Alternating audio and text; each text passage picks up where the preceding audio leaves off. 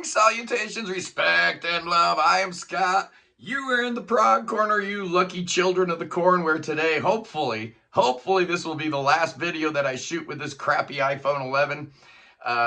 Just got the brand new iPhone 17, and wouldn't you know it, I'm having problems with Apple again. I can use this thing to call, text, and email, but nothing else. I can't do anything else on this phone, so yeah, me and Apple are at war again. Hopefully, sometime this week, I'll get it all figured out so I can start shooting with my new phone. I did a test video and it sounds great. It looks great. So hopefully we'll be done with this crappy audio here very soon. So thank you for bearing with me for one more video. Who knows? Anyway, boys and girls, today, oh yeah, I'm going through the top 20 songwriters in the history of music. Well, you know, it's a silly thing to do, but I'm picking 20 songwriters that I really like. And here's a list of ones not going to be on this episode. Prince, I thought long and hard, but not going to make the list. Elton John, Bob Marley, Bruce Springsteen, Graham Goldman, Carole King, Neil Young, Taylor Swift, Elvis Costello, James Taylor, Pete Townsend, Jimmy Webb, Leonard Cohen. I don't know enough about Leonard Cohen. I'm going to just put it out there right now. I don't know much about him. Van Morrison, Bono, John Fogerty, definitely not going to make my list. Tom Waits, Nick Drake probably would have made my list, but he only put 3 albums out, and Elliott Smith, kind of the latter day Nick Drake. But these are the 20 that I decided upon, and at number 20 I'm going with Irving Berlin. Oh yeah, an old timer. He's born in 1888 in Russia, and you know all these songs, man. Alexander's Ragtime Band, There's No Business Like Show Business, Putting on the Ritz, Cheek to Cheek, even some Christmas songs we all know, Happy Holidays and White Christmas. All that's Irving Berlin. Guy's great. At number 19, I gotta put Brian Wilson in here. You guys know I'm not a huge Beach Boys fan, but I try to be impartial. I try to be fair, right? I try to put my personal peeves and, you know, personal proclivities to the side when I'm doing these. And Brian Wilson deserves his roses, absolutely. Yeah, we lost him earlier this year. Great loss. You know all those Beach Boys songs. You know Brian Wilson. He deserves to be on this list. Why not? At number 18, how about George Gershwin? Oh, another cat born in the 19th century. He was born in 1898. And yeah, we should probably give some props to his brother Ira here too. But he did Swanee and Rhapsody in Blue and I've Got Rhythm and Let's Call the Whole Thing Off. But the reason he's on this list is Porgy and Bess. Oh man, Porgy and Bess, just amazing. Summertime.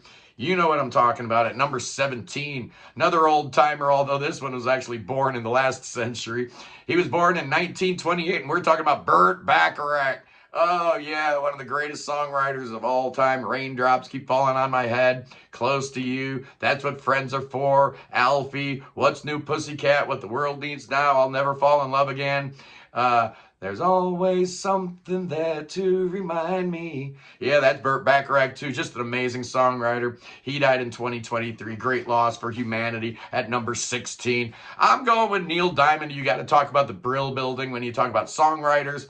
And Neil Diamond, definitely chief among them. We're not going to be talking about Jay and the Americans here today. Oh, Neil Diamond, born 1941 in New York, of course.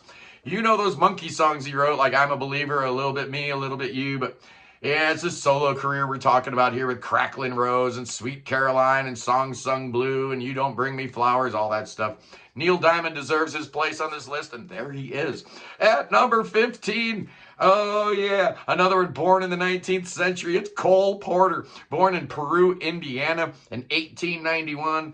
He left us in 1964, but he left us such an amazing body of work. I've Got You Under My Skin, Let's Misbehave, I Get a Kick Out of You, Don't Fence Me In, You'd Be Nice to Come Home To, In the Still of the Night, It's D Lovely. I guess this guy started out in the Yale Glee Club, so he gives a lot of credit to Yale and, you know, his affiliation there. But he got married to a girl named Linda Lee Thomas.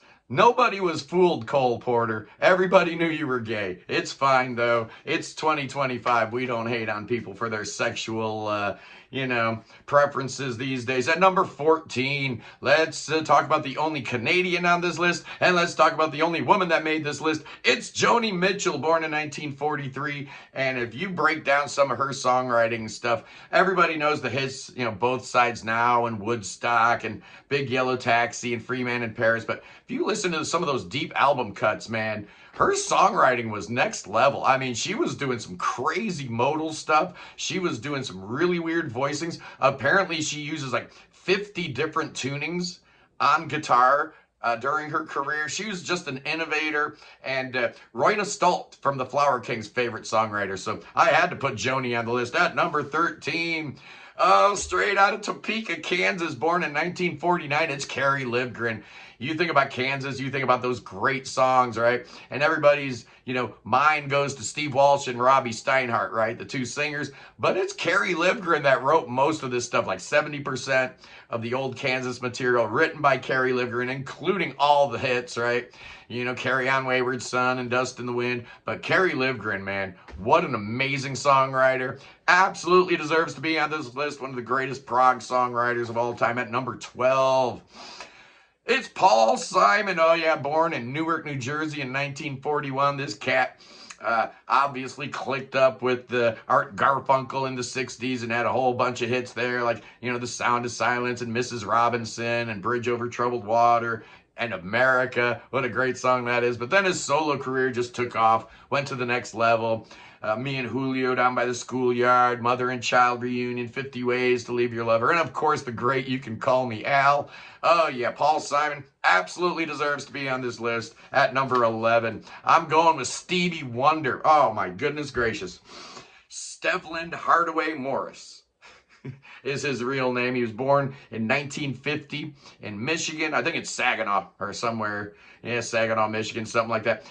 Motown signed him when he was 11 years old, so he was little Stevie Wonder, and his first big hit was 1963 with Fingertips. I think he was the youngest cat to ever have a #1 hit with that song, but 1965, Uptight, 1968, For Once in My Life, My Sharia Moore in 69, Signed, Sealed, Delivered in 70, but then he started getting real good in the 70s, man. Superstition, You Are the Sunshine of My Life, Higher Love, Living for the City, Sir Duke, forget about it, man. Part-Time Lover. Yeah, Stevie Wonder, what a genius. Here's my top 10, boys and girls, the 10 greatest songwriters of all time, according to me, and at number 10, I'm going with Ray Davies from the Kinks. A real innovator, man. You look at the storied history of the Kinks, and they were so far ahead of their time. It's just unbelievable. In 1964, they did both You Really Got Me and All Day and All the Night. 1965, Tired of Waiting and A Well-Respected Man. Dedicated Follower of Fashion. 1966, Sunny Afternoon. Waterloo Sunset. 1970, Lola. And they were great in the 70s too, man. That's just stuff in the early 70s, late 60s. Just incredible. Ray Davies. Genius, absolutely. Number 9. Here's somebody that I know a lot of people aren't going to be real happy made the list, but I think he has to be on here. It's Roger Waters. Yeah, we may not love his politics. We may not love his pro-Russia stance, but that's okay, right? That's okay. There's room for everybody in this world, and I'm not going to hate on him for his political views. Yeah, I am. Yeah, I am, but I still will respect his genius. Writing songs like Money and Wish You Were Here and Another Brick in the Wall, Have a Cigar, Welcome to the Machine, Sheep, Pigs. Oh, forget about it. I love Roger Waters' songwriting. Just don't love him as a human being. At number 8, I'm going with the great Billy Joel. I have a soft spot for Billy Joel. I always have. He's born in 1949. He was in a bunch of bands. One band called The Hassles that had a cat named John Small. That band broke up. And then John and Billy Joel formed another band called Attila, like a 3-piece prog rock band. They weren't very good, but I guess notable because Billy Joel stole John Small's wife, and they ended up getting married. So, yeah, Billy Joel, you're a homewrecker, man. Yes, indeed. At number 7, I got to have David Bowie on my list. I absolutely do. David Robert Jones, born in 1947. Yeah, we lost him. Can you believe it's been 9 years now that Bowie's been gone? Been gone for 9 years. Just terrible. I made a list of all the songs I love by Bowie, and it's like 20 pages long. Oh, you know what I'm talking about. Everything he ever did, every era of Bowie was special, and it's all anchored by his songwriting, right? I mean, you can talk about all the different, genre bending and all the different, guises that he put on and all the different, characters he played. But if the songs are no good, then nobody cares. And Bowie's songs were amazing. Absolutely at number 6. Oh, at number 6. This is a surprise, but I'm going to put Richard Rodgers on the list. And you may know who he is as Rodgers and Hart. He did, My Pal Joey and Babes in Arms. But things got really cooking when he jettisoned Lorenz Hart and clicked up with Oscar Hammersmith. And they did stuff like State Fair and Carousel and Oklahoma and South Pacific and The Sound of Music and The King and I. Oh, man. Song after song after song. And I know the words were written by Oscar, but the music is all Richard Rodgers. Well, he wrote some lyrics occasionally. There were a couple songs he wrote everything on. But Richard Rodgers, man, one of the greatest songwriters in the history of mankind. Absolutely. That's why I got him at number 6. And here's a little trivia for you. There are 27 EGOTs. People who've won the Emmy, the Grammy, the Oscar, and the Tony. There are 27 of them. But the very first one was Richard Rodgers. Yeah, that's why you watch the Prog Corner, for data like that you don't get anywhere else. At number 5, I'm going with Robert Allen Zimmerman. Better known as Bob Dylan, born in 1941 in Duluth, Minnesota. Clearly the number 1 export out of that small town on Lake Superior. Cool town. I love Duluth, actually. It's really cool. But I love Dylan. I think every single musician, every single songwriter worth their salt at some point went through a Dylan phase, and I most certainly did. Oh, man, there was like a year or two where that's all I listened to was nothing but Dylan. Oh, a hard rain's gonna fall. Oh, the times they are changing. Blowing in the wind like a rolling stone. Rainy day women, number 12 and 35. Lay, lady, lay. Knocking on heaven's door. Tangled up in blue. Oh, but my favorite Dylan song will always be Shelter from the Storm. There's just something about the way Dylan sings that. People say he's got a crappy voice, but I think it actually works perfectly with his songs. I really do. I would not change Dylan's voice. I would not. At number 4, who beats Bob Dylan? Who beats Bob Dylan? Well, clearly I have 4 that I think are better. At number 4, I've got Dayton's own Robert Pollard, the lead man from Guided by Voices. This is a cat who has published over 4,000 songs with BMI. He's released over 120 albums. His main band, Guided by Voices alone, have 42 albums, and his songwriting is extraordinary. I'm not going to say all 4,000 songs are great, but I'm thinking maybe 3,000 of them are. He's just a nut, man. If you want proof, check out songs like I Am a Scientist or Game of Pricks or The Best of Jill Hives or Teenage FBI or The Cutout Witch. Could go on and on and on, but Robert Pollard, genius, absolutely at number 3. Here's a cat that just celebrated his 72nd birthday yesterday. Happy birthday, Andy Partridge. You're at number 3. Oh, yeah, I know XTC had 2 songwriters, Colin Moulding. He was just trying to be like Andy, writing songs in the Andy Partridge style. Good songwriter. But everybody knows the genius songwriter in XTC absolutely was Andy Partridge. Oh, my goodness gracious, the list of songs that he's written that I adore. Pretty much every XTC album has like 3 or 4 absolute masterpiece, perfect, absolutely beautiful songs.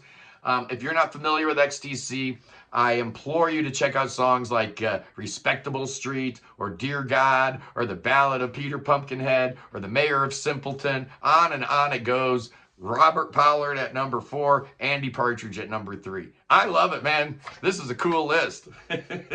At number 2, oh yeah, at number 2.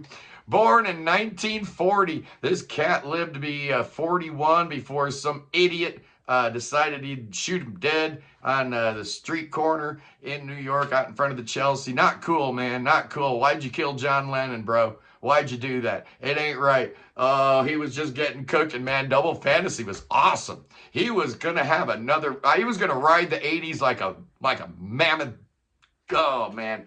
It hurts the brain even to think about what John Lennon had left in the tank. He had plenty left in the tank, man. There are days where I think John Lennon was the greatest songwriter of all time when I listen to songs like Strawberry Fields Forever, All You Need Is Love, Come Together, I Am the Walrus, In My Life. Oh, come on, man. In My Life? What a song. Please Please Me. Ticket to Ride, I guess, was kind of a joint effort with Paul. I'm a Loser, Norwegian Wood. I grew up always thinking that was a George song, right? Because it was kind of weird, a little Eastern-y sound, and that's John. Nowhere Man, Dear Prudence, Happiness is a Warm Gun, Julia, Day Tripper, Because. I guess if you add up, like, all these songs are credited to Lennon and McCartney, but there are no mysteries. There's no secrets with the Beatles. We pretty much decoded and, figured out who wrote what. And apparently there are 73 Beatles songs that the experts and, contemporary historians think were written primarily by John. That's pretty cool. 73 of those Beatles songs were mostly John's writing. Amazing. But at number one, the greatest songwriter of all time. It was close. It really was, because I love me some John Lennon. But at number one, it's Paul McCartney. Oh, it's Paul McCartney. It's got to be Paul.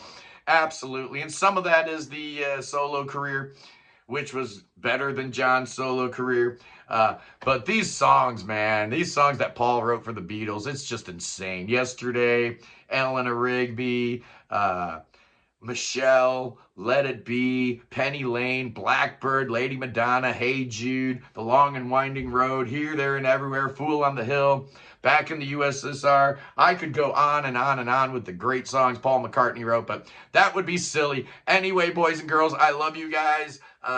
I have no idea, what's going to happen this week with my phone and all that. But I do know that Saturday, not Sunday, Saturday at 11 a.m. Eastern, I got Annie Haslam and Jim McCarty from Renaissance. They're going to be here on the program answering your questions, talking about the little mini tour that they have in store. They got 4 dates coming up this month. So we're going to talk about the mini tour. We're going to talk about the history of Renaissance. We're going to talk about these guys. Come on, man. Jim was a founding member of the Yardbirds, and also a founding member of Renaissance. So it's going to be a great time. Don't miss it. Anyway, boys and girls, I love you. Peace in the Middle East. Free Tibet. Free Ukraine. Free your mind. Free beer. Free Willie. God save the king. Save King Chucky. Chucky needs your saving. Yes, he does. That cotton picker needs your saving right now. So bring him to America. I say bring him right now. Bring that cotton picker to America, where we got thoughts and prayers and spells.